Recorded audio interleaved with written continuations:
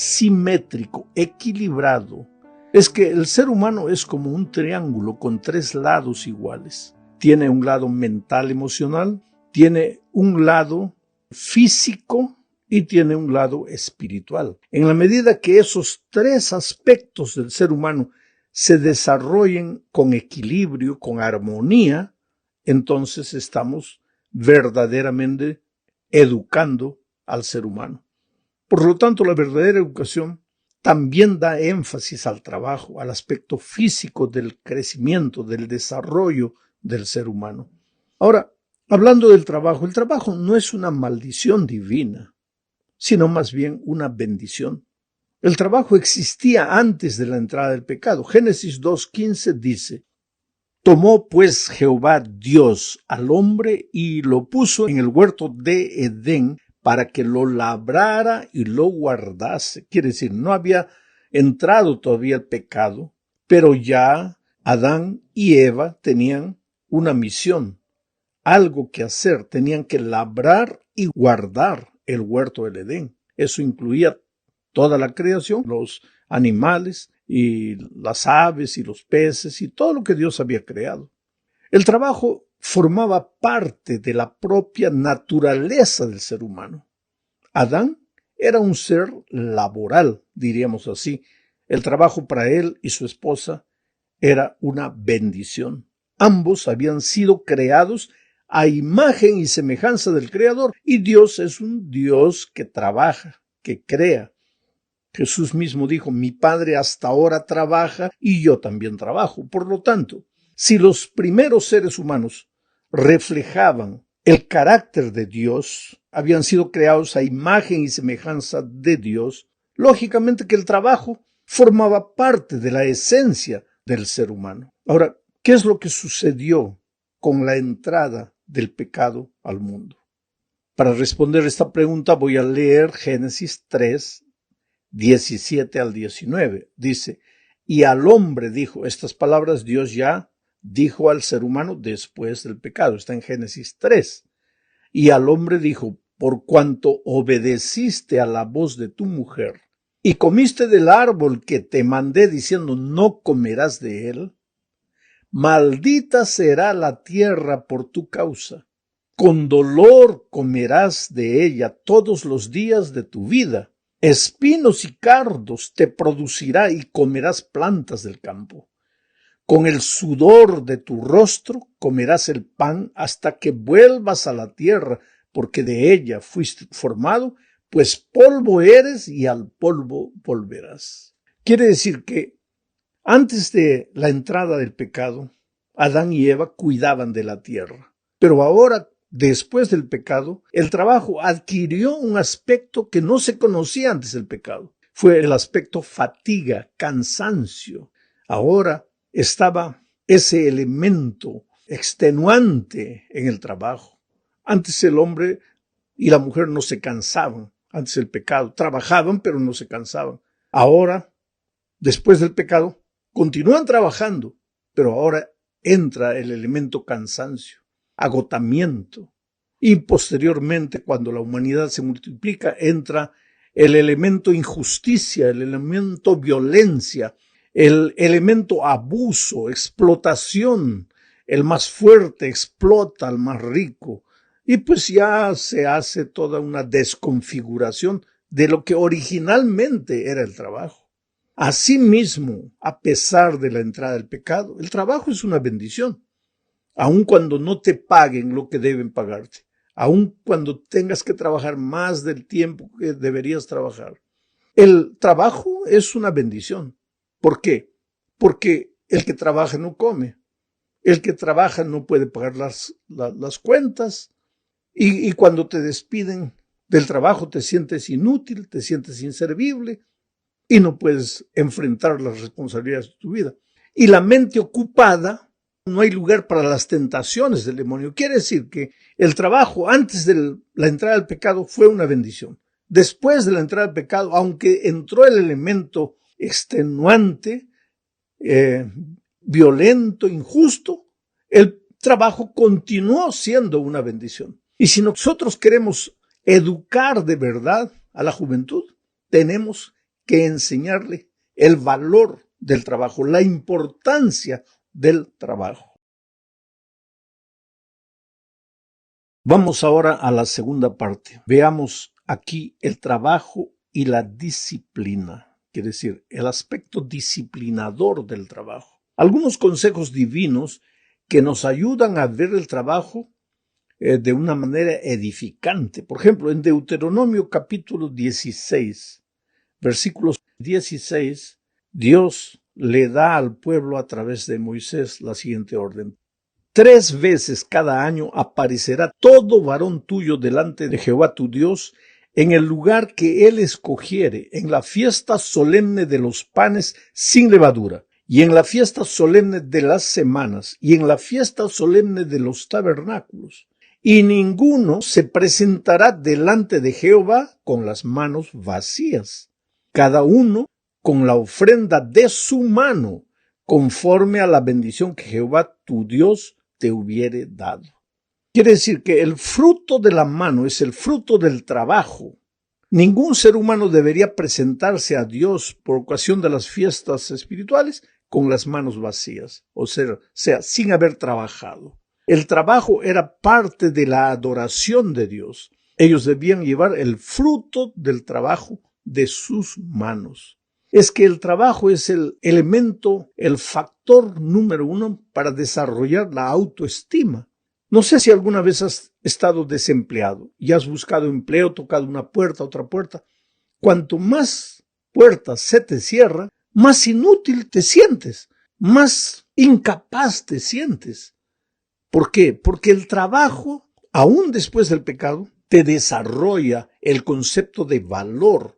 Tú vales. El trabajo de tus manos valen. Lo que tú piensas, tus sentimientos, tu corazón, tus fuerzas concentradas en lo que estás haciendo valen. Por lo tanto, el trabajo tiene lugar en la vida del cristiano. A veces nosotros corremos el peligro de pensar que Dios soluciona todos nuestros problemas y que nos pasamos el día todo orando, esperando que Dios nos haga encontrar un buen empleo. Pero ¿qué buen empleo te va a hacer encontrar si te quedas en la casa todo el día orando? Tienes que creer en Dios. No salgas nunca a buscar un empleo sin pedir a Dios que vaya junto contigo. Pero después tienes que salir, tienes que tocar las puertas. Digno es el obrero de su salario, de su pago, de su sueldo. Tienes que trabajar. El dinero no aparece por obra de arte así, una cosa maravillosa. Tienes que buscarlo, tienes que luchar. Este es uno de los aspectos disciplinadores del trabajo. Leamos ahora Eclesiastés 9:10. Todo lo que te viniere a la mano para hacer, hazlo según tus fuerzas, porque en el Seol a donde vas, no hay obra, ni trabajo, ni ciencia, ni sabiduría. Aquí hay varias ideas que tenemos que destacar. En primer lugar, todo lo que te viniere a la mano para hacer, hazlo según tus fuerzas. No más que tus fuerzas, tampoco menos que tus fuerzas. Hazlo bien hecho. De eso vamos a hablar un poco más adelante. Hazlo según tus fuerzas. A veces yo encuentro gente que sigue la ley del menor esfuerzo. Cuanto menos pueda hacer, mejor. Pero cuanto más pueda recibir, mejor. Ahora, querido, nunca vas a recibir más de lo que tú te esfuerzas. Y el consejo divino es, todo lo que te viniere a la mano para hacer, hazlo, pero hazlo según tus fuerzas. Hay tiempo para todo. Hay tiempo para Dios, hay tiempo para la familia, hay tiempo para ti mismo y hay tiempo para el trabajo. Cometemos una imprudencia cuando mezclamos la cosa, cuando le dedicamos todo el tiempo a Dios y nos olvidamos de la familia o del trabajo, o cuando dedicamos todo el tiempo a la familia y nos olvidamos de Dios y del trabajo, o cuando dedicamos todo el tiempo al trabajo y nos olvidamos de Dios y de la familia. Dios es un Dios de equilibrio. Todo lo que viniere a la mano para hacer, hazlo según tus fuerzas. ¿Y por qué razón? Porque al sepulcro a donde tú vas y donde yo voy y donde todos vamos, ahí ya no hay obra, no hay trabajo ni ciencia. Entonces aprovechemos el tiempo que estamos vivos y trabajemos con todo nuestro corazón, con toda nuestra pasión. Inclusive los que se jubilan un día, está probado que el que se jubila y para de trabajar en poco tiempo muere. A un jubilado tienes que seguir haciendo algunas cosas. Por ejemplo, el jubilado podría hacer cosas que durante el tiempo en que trabajaba no podía porque no tenía tiempo. Practicar algún hobby, a algunos les gusta trabajar en el jardín, en la huerta, criar unas gallinas, recoger unos huevos, criar una vaca, ordeñar la leche, en fin, la carpintería, cualquier cosa, ¿ah? Pero no te pares, porque el trabajo está arraigado en tu naturaleza, en tu ser. Cuando tú paras de trabajar, inconscientemente, es como si pararas de vivir. Ya no tienes motivación para vivir y vas muriendo, porque eso Dios lo colocó en tu corazón. Vamos ahora a Proverbios 21-25. Dice, el deseo del perezoso le mata, porque sus manos no quieren trabajar. ¿En qué sentido el deseo del perezoso le mata? Es que, pues, has nacido para el trabajo, porque si el trabajo existía antes del pecado, si cuando el ser humano fue creado, Dios ya le dijo, te he creado y te doy que cuides el huerto, ya le estaba dando el trabajo. Así como le dio el aire para respirar, así como le dio el sol para alumbrarlo, así como le dio el sábado para encontrarse paz y comunión con Dios, le dio el trabajo para trabajar. Inclusive en la propia ley de Dios encontramos 6 días trabajarás y harás todo, el 7º día descansarás. No dijo los 7 días descansarás o los 7 días harás lo menos que puedas hacer. No. Hay un día para el Señor, un día de reposo, y después hay que trabajar, pero también hay que darle tiempo a la familia, en fin, ya expliqué todo eso. Vamos a la tercera parte, el trabajo y la excelencia. Dios, querido, es un ser excelente y le gusta la excelencia. Cuando ordenó a Moisés que le construyeran un tabernáculo, le dio los mínimos detalles para que el pueblo realizara un trabajo excelente. Y Moisés, por su vez, escogió a los mejores artesanos de Israel para que la edificación del santuario fuera una verdadera obra de excelencia, una obra de arte. Porque Dios merece lo mejor. Él es un Dios que todo lo que hace, lo hace con perfección. Es un Dios de excelencia. Jeremías 32, 17 y 19 dice, Oh Señor Jehová, he aquí que tú hiciste el cielo. Voy a ir comentando. He aquí que tú hiciste el cielo. Ahora, mira una noche, sal afuera cuando no hay nubes y mira el cielo, las estrellas, la luna. Mira la tierra con su gran poder, dice Jeremías. Observa los pajaritos, las mariposas, las flores. ¿No es un Dios excelente? ¿No es un Dios de excelencia? Entonces vuelvo al texto. Oh Señor Jehová, he aquí que tú hiciste el cielo y la tierra con tu gran poder y con tu brazo extendido. No hay nada que sea difícil para ti. Grande en consejo y magnífico en hechos. Es decir, los hechos de Dios son excelentes, porque tus ojos están abiertos sobre todos los caminos de los hijos de los hombres, para dar a cada uno según sus caminos y según el fruto de sus obras. Obra tiene que ver con la mano, con el trabajo. El Dios excelente te mira desde el cielo para ver si tus manos están haciendo un trabajo excelente. Esto va contra la ley del menor esfuerzo. Todo lo que viniere a tus manos para hacer, hazlo con todas tus fuerzas. No ahorres fuerzas. Cuando es hora de trabajar, trabaja. Cuando es hora de llegar al trabajo, sé el primero en llegar, sé el último en salir. Ve más allá de lo que se espera de ti. Trabaja con excelencia, porque eres un hijo de Dios, porque representas el carácter de Dios en esta tierra.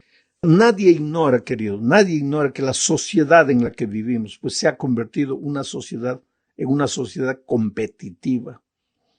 Demanda excelencia en cualquier área de la vida. Si quieres triunfar, si quieres vencer, tienes que ser un hombre excelente en lo que haces, una mujer excelente. Vivimos en un mundo que constantemente está cambiando y no se puede caer en el conformismo, en la mediocridad, El trabajo que realizamos necesita ser excelente. Ahora, ¿qué es la excelencia? Bueno, según el diccionario español, significa, entre otras cosas, grandeza, eminencia, no inminencia, eminencia, superioridad, altura, dignidad, majestad, poder, soberanía, importancia, elevación, excelsitud. La Biblia habla constantemente de la excelencia de Dios y la relaciona con su magnificencia, con su grandeza, con su poder, y desea que sus hijos sean excelentes en lo que realicen.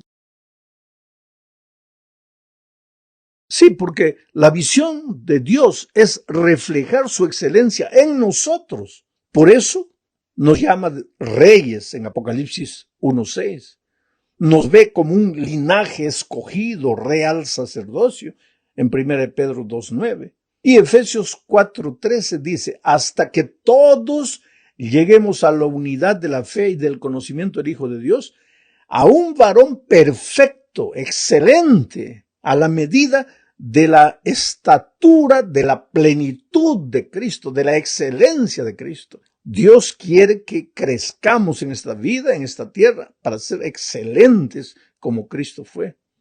Entonces, querido, cuando tú trabajes, trabaja con excelencia. Ahora, el resultado natural de la excelencia en tu trabajo va a ser el título, los cargos, el dinero, el sueldo. Todo eso es resultado.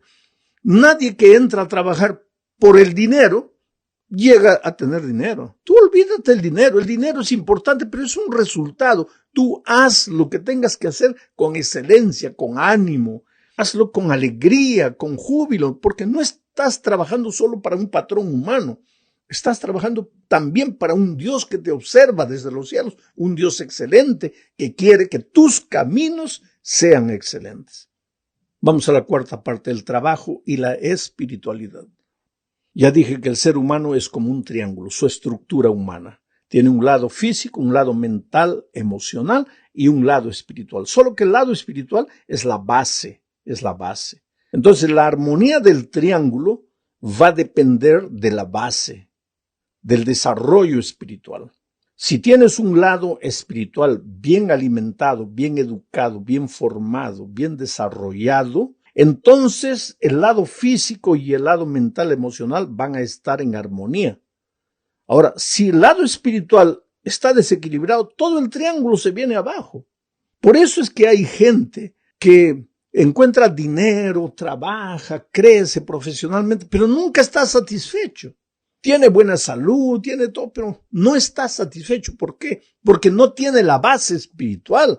Es por eso que la educación cristiana tiene que enseñar no solamente el aspecto positivo, edificante del trabajo, no solamente las materias que tienen que ver con el desarrollo y el crecimiento intelectual del ser humano, no solamente con administrar bien las emociones, sino también con el desarrollo del lado espiritual, enseñarle al ser humano que si vino de un Dios espiritual, él es un ser espiritual, el ser humano es un ser espiritual, tiene un lado espiritual, y si no lo desarrolla, si no lo cuida, si no lo protege, pues nada de lo que tenga en la vida, de lo que adquiere en la vida va a tener sentido, siempre va a ser un ser humano infeliz.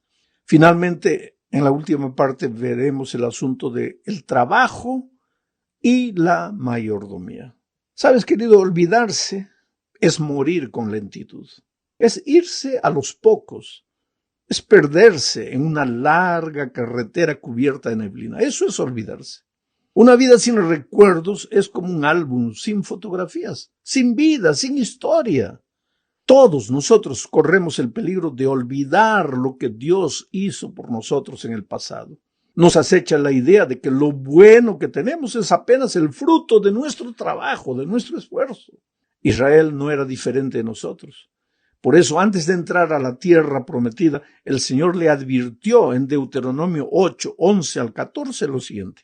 Cuídate de no olvidarte de Jehová tu Dios para cumplir sus mandamientos, sus decretos y sus estatutos que yo te ordeno hoy. No suceda que comas y te sacies y edifiques buenas casas en que habites, y tus vacas y tus ovejas se aumenten.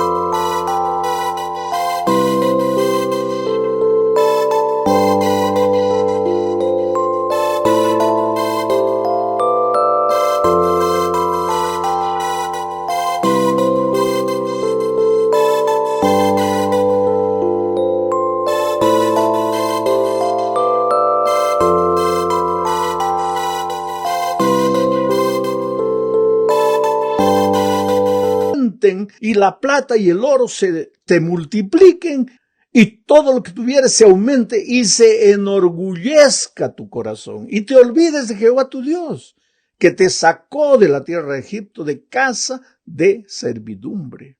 Oh querido, el desafío para los israelitas era recordar que todo lo bueno que poseían no era resultado de su trabajo, aunque el trabajo es útil, sino que todo eso era resultado de la gracia maravillosa de Dios. Pero infelizmente ellos cayeron en el pozo inmundo de la ingratitud, se olvidaron del Creador, creyeron que las bendiciones que disfrutaban les duraría para siempre. Craso error.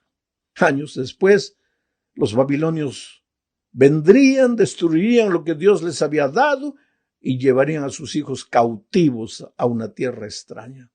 Ahora, del pasado, mi amigo, solo resta la lección. Dios es el Creador. Nuestra vida le pertenece por entero. Él nos la prestó. Somos administradores, mayordomos de la vida que le pertenece a Dios. Y un día tendremos que rendir cuentas de lo que hicimos con lo que Él nos confió. Por lo tanto, acuérdate de tu Dios, de quién fluyen las bendiciones que disfrutas y cómo es que tú le pruebas a Dios que no te has olvidado que todo lo que tienes es de Dios, devolviéndole la 10ª parte que le pertenece. Eso no es tuyo, eso es de Él. Y cada vez que tú no le devuelves a Dios la 10ª parte de lo que Él te da,